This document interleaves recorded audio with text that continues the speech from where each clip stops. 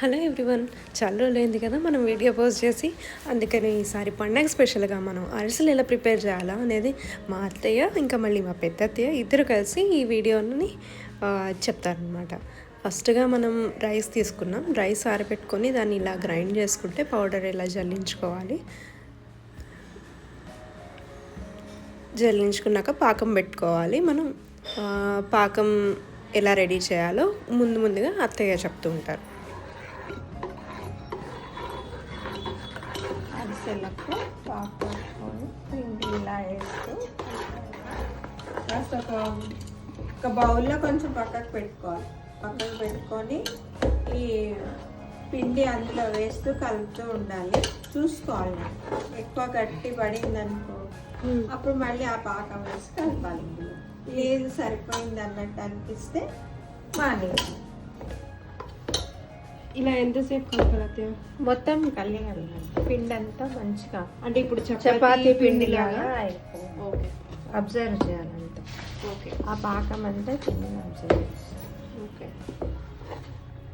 బియ్యం పిండిలో ఏం కలపలేదు, ఓన్లీ ప్లెయిన్ బియ్యం పిండి. బియ్యం నానబోసి వన్డే అంతా వడగట్టి తడిగుడ్డు బట్ట మీద ఆరబోసి కొంచెం తడిగా ఉన్నప్పుడే గ్రైండ్ చేసి జల్లించుకొని పెట్టుకోవాలి.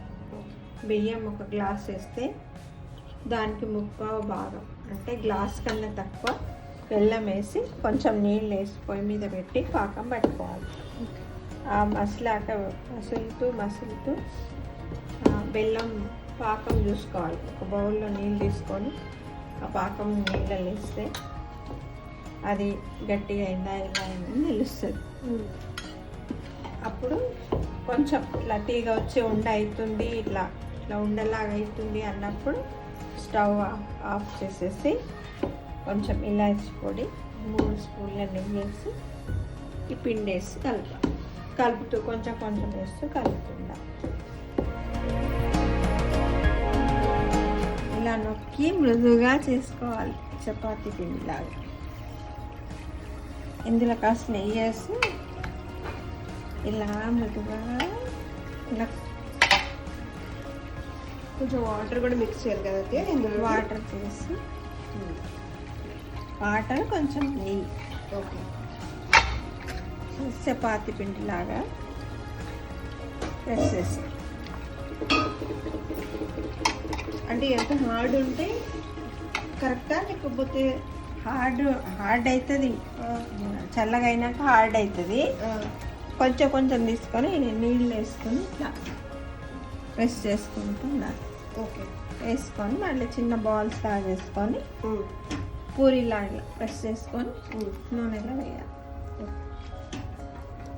ఇంకా అరిసెల పిండి పాకంలో వేసాక బాగా వాటరు నెయ్యి వేసుకొని ప్రెస్ చేసుకున్నాక ఇలా బాల్స్ వేసుకోవాలి.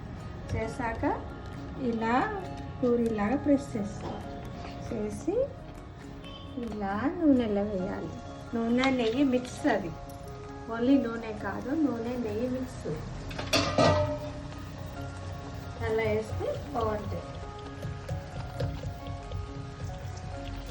పూరీలాగా గోల్డెన్ కలర్ రాగానే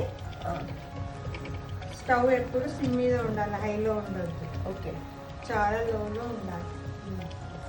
ఇట్లా అయితే లోపల కూడా మంచిగా పచ్చి వాసన లేకుండా మంచిగా గోలుతుంది. ఓకే, అప్పుడు ఏం చేయాలి అంటే ఇలా తీసి ఒక గిన్నె మీద పెట్టి ఇలా ప్రెస్ చేసి ఆయిల్ ఎక్కువ ఉంటుంది కదా అదంతా వెళ్ళిపోతుంది. ఓకే, ఇలా ప్లేట్లో వేసుకోవాలి. ఓకే, వేసుకొని దీని మీద కొంచెం ఉప్పు కొంచెం గసగసాలు ఇలా స్ప్రెడ్ చేసుకోవాలి. దేనికంటే టేస్ట్. ఓకే, రాయి ఇష్టం ఉన్న వాళ్ళు నువ్వులు చేసుకుంటారు. ఓకే, నువ్వుల బదులు మనం గసగసాలు చేస్తాం. ఓకే, ప్రతిదీ ఇలాగే చేసుకొని గోల్డెన్ కలర్ వచ్చాక తీసేసి బౌల్ మీద పెట్టి ప్లేట్ పెట్టి ప్రెస్ చేయాలి. ఇలా ఆయిల్ పేపర్ కింద పెట్టారు కదా, అది అంటే మనకు ఇట్లా గట్టిగా ఉంటాయి కదా చపాతీలా, ఇట్లా ప్రెస్ కింద గట్టిగా ఉంటే ఆ భాగం ఇట్లా ఒకవేళ మన దగ్గర అలాంటి ప్లాస్టిక్ పేపర్ లేకపోతే ఏమైనా ఇంకేమేమైనా పెట్టాలి? ప్లాస్టిక్ పేపరే కావాలి. ఓకే, ప్లాస్టిక్ పేపరే తీసుకోవాలి. For example oil packets, oil packets cover, milk packets cover కానీ ఓకే, ఈ రెండిట్లో ఏదైనా. ఓకే. సో ఇలా మనం ఉండలు చేసుకున్నవి ఒకసారి చిన్న ఆయిల్లో డిప్ చేసుకొని ఇలా ప్రెస్ చేయాలా? నూనెలో వేయాలి. ఓకే. వేసుకొని ఇలా ప్లేట్లో వేసుకొని దానిపై గసగసాలు చల్లుకుంటే కరకరలాడే అరిసెలు రెడీ.